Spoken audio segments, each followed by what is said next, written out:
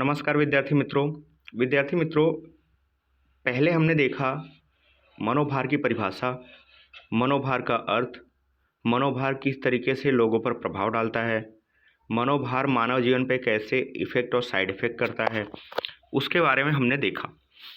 अब हम देखते हैं मनोभार की उद्गम स्थान। मनोभार का उद्गम कहाँ से होता है, ये किस तरीके से आता है हमारे जीवन में और किस तरीके से हमारे जीवन को नुकसान पहुंचाता है।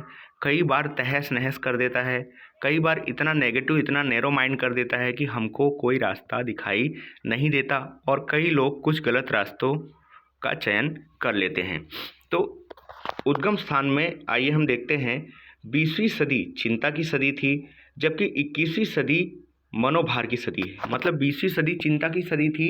चिंता की सदी क्यों थी? क्योंकि भविष्य कैसा होगा, हम कैसे जिएंगे, हमारा निर्माण कैसे होगा, हमारे जो आने वाली पीढ़ी है वो कैसे होंगे, इसके बारे में हम लोग चिंतित थे, ज़्यादा चिंता देखने को मिलती थी। लेकिन आज के समय में यही चिंता एक मनोभार बन गई है, ऐसा कहा जा सकता है।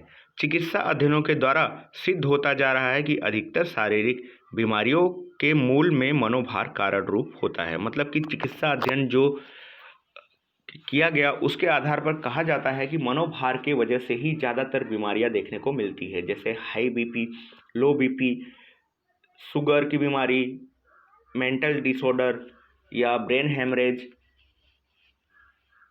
कोई भी अंग काम ना करना। तो ये सब चीज़ें टेंशन की वजह से या तो मनोभार की वजह से ज़्यादा देखने को मिल रही हैं। गतिशील परिवर्तन के युग में बदलते हुए माहौल में समायोजन स्थापित करना सरल नहीं है। पारिवारिक, व्यावसायिक, सामाजिक, राजनीतिक, भौगोलिक परिवर्तन या चुनौतियां व्यक्ति के मनोभार को उत्पन्न करती है। जैसा कि हम जानते हैं कि जो आज का युग है काफ़ी तेज़ी से भाग रहा है। हर साल आप देखोगे कुछ ना कुछ नया क्रिएशन होता जा रहा है, और अगर आप एक साल पीछे रह गए तो आप काफ़ी पीछे रह जाते हो। वही एक साल कवर करने के चक्कर में हमारे ऊपर मानसिक स्ट्रेस, मानसिक दबाव इतना बढ़ जाता है, मनोभार इतना बढ़ जाता है कि हम फिर वहाँ पे बैकअप करना मुश्किल हो जाता है। तो इसी की वजह से आज पारिवारिक, व्यावसायिक, सामाजिक, राजनीतिक, भौगोलिक परिवर्तन के कारण बहुत सारी चुनौतियाँ उत्पन्न होती है। तो मनोभार के उद्गम स्थानों को 3 भागों में बांटा गया है। पहला है आघातजन्य घटनाएं, दूसरा है जीवन की तत्कालीन घटनाएं और तीसरा है दैनिक परेशानियां। इसमें जो तीसरा है दैनिक परेशानियां, वो मनोभार ज़्यादा प्रभाव नहीं डालता, लेकिन जो आघातजन्य घटनाएं हैं और जीवन की तत्कालीन घटनाएं, ये जीवन में काफ़ी हद तक प्रभाव डालती है, जिसके कारण व्यक्ति मनोभार का काफ़ी सामना करता है। व्यक्ति के जीवन में छोटे परिवर्तन सहन कर सकता है, परंतु अचानक उत्पन्न होने वाली आघातजन्य परिस्थिति या घटना, जैसे भयंकर आग लगना, भूकंप होना, बाढ़ आना, तूफान आना आदि दहशतपूर्ण गुनाह का साक्षी बनना, युद्ध, उग्रवाद या आतंकवाद, अपहरण जैसी परिस्थिति में पकड़े जाना आदि ऐसी घटनाओं का प्रभाव लोगों के मनोभार के रूप में प्रकट होता है और काफ़ी लंबे समय तक रहता है। उसका परोक्ष प्रभाव समय बीतने के बाद भी जारी रहता है। मतलब कि भूकंप अगर किसी ने देखा हो या तो भयानक आग देखी हो, तो वो व्यक्ति आने वाले समय में आग से डरेगा। और अगर भूकंप देखा हो किसी व्यक्ति ने, भूकंप में किसी की मृत्यु देखी हो, तो वो व्यक्ति भूकंप के नाम से भी डरेगा। तूफान में भी अगर तूफान आया हो और कुछ नाश हुआ हो या सर्वनाश हुआ हो या किसी को कोई भी तरीके की हानि हुई हो, तो वहाँ पे वो व्यक्ति को काफ़ी दिक्कत होती है। वो हमेशा स्ट्रेस में रहता है, मनोभार में रहता है कि कभी ना कभी ऐसी फिर से घटना हो जाएगी तो हमारे जीवन का अंत हो जाएगा।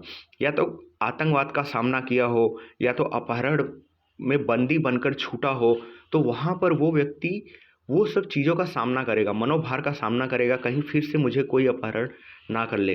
तो ये सब चीज़ें हैं जो वैसे दोबारा काफ़ी लोगों के जीवन में बहुत कम मात्रा में होती है, लेकिन दहशत के रूप में, एक डर के रूप में लोगों के मन में ये हमेशा के लिए घर कर जाती है। और छोटी छोटी बातों को लेकर वो व्यक्ति कई बार चिड़चिड़ा देखने को मिलता है। कई बार जो सामान्य परिस्थिति है उसके साथ समायोजन नहीं कर पाता वो व्यक्ति। तो इस तरीके से ये जो घटना है, आघातजन्य जो घटना है, वो समय बीतने के बाद उसका प्रभाव कम तो हो जाता है, लेकिन परोक्ष रूप से उसके दिमाग पे हावी रहता है। भूकंप की भयंकरता का भोग बना व्यक्ति या आग अथवा बाढ़ के प्रवाह में फंसे हुए व्यक्ति को इस प्रकार घटना की भयानकता का अनुभव बार बार होता है। उसके विचार या बात करने मात्र से डर जाना, व्यक्ति का खिन्नता का शिकार बने। कुछ लोगों को रात्रि में नींद के दौरान उससे संबंधित भयानक स्वप्न आना, अधिक आघातजनक घटनाओं का साक्षी बनकर अवाक रह जाना, जुबान बंद हो जाए, ऐसी प्रतिक्रियाएं भी उत्पन्न हो सकती है। ऐसी घटनाओं में उत्पन्न मनोभार के निषेधक प्रभाव तीव्र एवं अत्यंत हानिकारक होते हैं। मतलब कि जब ऐसी घटना किसी ने देखी हो तो वो घटना का नाम लेते ही वो व्यक्ति भावुक हो जाता है या वह व्यक्ति एग्रेसिव हो जाता है या टेंशन में हो जाता है। तो इस प्रकार जो मनोभार है, ऐसे मनोभार व्यक्ति के जीवन में घर कर जाते हैं। हालांकि वो सामने दोबारा नहीं आता, रेयर केस में ही अपवाद रूप में ही वो आता है, परंतु यहाँ पे होता ये है कि वो जो घटना है उसके दिमाग में हमेशा के लिए एक जगह बना लेती है, एक घर बना लेती है। अगला है जीवन की तत्कालीन घटनाएं। जीवन से बनी हुई तत्कालीन घटनाएं या आने वाले परिवर्तनों का प्रभाव व्यक्ति के मनोभार उत्पन्न करता है। जीवन में बनने वाली घटनाएं जैसे कि परिवार में अचानक किसी की मृत्यु, शादी या तलाक, व्यक्तिगत घटनाएं जैसे कि रहने वाले स्थान में आया हुआ परिवर्तन, खाने पीने में, रीति रिवाज में आया हुआ परिवर्तन या स्वयं को चोट लगना, कार्यरत स्थान पर अपने अधिकारी के साथ उत्पन्न प्रश्न या हड़ताल या रिटायरमेंट या आर्थिक विषय जैसे कि पैसे की तंगी, कारोबार की मंदी, बेकारी अथवा पैसों का खो जाना जैसी घटनाओं से लोग पर अलग अलग प्रमाण में मनोभार देखने को मिलता है। मतलब कि व्यक्ति के जीवन में एक अचानक कोई घटना हो जाए, जैसे कि किसी की मृत्यु हो जाए, तो मृत्यु दूसरों के लिए तो आघातजनक नहीं रहेगी, लेकिन जो परिवार के लोग हैं, जो उसके खास है, उनके लिए वो घटना काफ़ी आघातजनक रहेंगी। जैसे कि एक बच्चे की मृत्यु हो जाए या हस्बैंड की मृत्यु हो जाए, तो उसकी औरत या उसकी माँ जीवन भर के लिए वो मनोभार, या उसके पिता के ऊपर वो मनोभार, वो टेंशन, वो स्ट्रेस हमेशा के लिए हो जाता है। परिवार के जितने भी सदस्य हैं उनके ऊपर वो स्ट्रेस हो जाता है। ऐसे ही शादी हो या तलाक हो जाना ये भी एक बहुत बड़ी घटना है, क्योंकि इससे व्यक्ति का जो मनोबल है वो धीरे धीरे डाउन होता है, जिससे वो मनोभार का सामना करता है।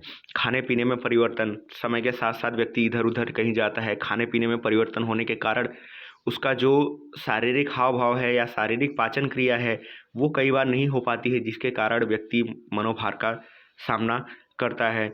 कहीं चोट लग जाना, कहीं कार्यस्थान पर स्थानांतरण हो जाना या तो रिटायरमेंट, तो ये सब जो घटनाएं हैं ये आर्थिक रूप से नुकसान पहुंचाने वाली घटनाएं हैं, जिसके कारण व्यक्ति काफ़ी मनोभार का सामना करता है। क्योंकि हमारे वैश्विक स्तर पर देखें, सामाजिक स्तर पर देखें, तो हमको पैसों की काफ़ी अधिक मात्रा में ज़रूरत होती है।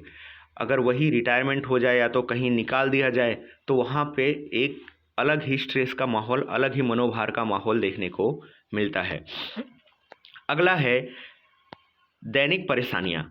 दैनिक जीवन में आने वाली मुसीबत भी व्यक्ति में मनोभार उत्पन्न करती है। जैसे नौकरी करने वाली गृहिणी के लिए गृहकार्य, बालकों की देखभाल, उसका शिक्षण तथा कार्यालय के कार्य हेतु समय को बचाने की परेशानी, दूर नौकरी करने वाले व्यक्ति को आने जाने में होने वाली परेशानी, परीक्षार्थी को ट्रैफिक जाम में फंस जाने या वाहन खराब हो जाए, परीक्षा में लिखते समय पेन ठीक से न चले अथवा परीक्षा खंड में गर्मी अधिक लगे आदि नापसंद परिस्थिति या मुसीबत सामान्य होने पर भी उसकी मात्रा बढ़ जाती है और मनोभार उत्पन्न होता है। मतलब कि यहाँ पे दैनिक जो जीवन है, दैनिक जो दिनचर्या है, हम जैसे ही सुबह उठते हैं, अगर हम वयस्क हैं या बालक हैं तो भी हम जैसे ही सुबह उठते हैं तो छोटा सा छोटा स्ट्रेस हमारे ऊपर दिमाग में घर कर जाता है। जैसे बच्चों के लिए सुबह सबसे बड़ा स्ट्रेस ये है कि वो सुबह सबसे पहले कैसे उठेंगे। अब उठने के बाद उनके लिए एक छोटा सा स्ट्रेस ये है कि टाइम पे सुबह स्कूल पहुंचना, नहीं तो वहाँ पे पनिशमेंट मिल सकती है या तो उनको स्कूल से वापस घर भेजा जा सकता है, आदि कई समस्याएं वहाँ पे उनको देखने को मिलती है। फिर उसके बाद होमवर्क कंप्लीट हुआ है या नहीं, वो टीचर चेक करेगा या नहीं, अगर नहीं हुआ है तो भी स्ट्रेस कि टीचर कब बोल देगा, कब डांट देंगे, कब मार देंगे, तो ये सब समस्याएं देखने को मिलती है। वहाँ से घर जाएंगे तो होमवर्क कंप्लीट करने का स्ट्रेस, टाइम नहीं हो, कहीं आना जाना हो तो स्ट्रेस। तो इस तरीके से मनोभार व्यक्ति की छोटी से छोटी और बड़ी से बड़ी समस्याओं में बड़ी सी बड़ी बातों में, बड़ी सी बड़ी घटना में मनोभार देखने को मिलता है। यहाँ पे एक गृहिणी का उदाहरण दिया है कि अगर एक गृहिणी कहीं नौकरी करती है तो उसके लिए सबसे बड़ी समस्या, सबसे बड़ा मनोभार ये है कि वो सबसे पहले कैसे अपने परिवार को संतुष्ट करे, कैसे अपने बच्चों का देखभाल करे, और देखभाल करने के साथ साथ कैसे वो नौकरी पर जाए और वहाँ पर काम करके फिर पुनः शाम को जब वापस आए तो कैसे फिर से अपना घर बार संभाले। तो ये सब जो चीज़ें हैं बहुत ही माइनर है, लेकिन ये सब चीज़ें डेली रूटीन पे, रोज के स्तर पर मनोभार उत्पन्न करती है। तो विद्यार्थी मित्रों, आज के इस वीडियो में हमने देखा कि मनोभार के उद्गम स्थान 3 प्रकार के हैं: आघातजन्य घटनाएं, जीवन की तत्कालीन घटनाएं और दैनिक परेशानियां। तो विद्यार्थी मित्रों, आज के लिए इस वीडियो में इतना ही। धन्यवाद।